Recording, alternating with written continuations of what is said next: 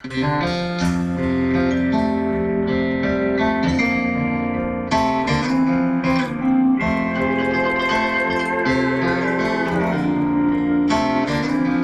had suffered many years.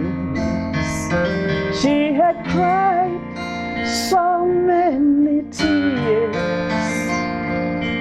In her heart, her hope was all but gone.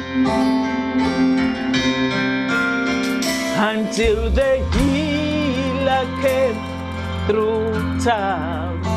She pushed her way through the crowd. When she touched his clothes, that's when he turned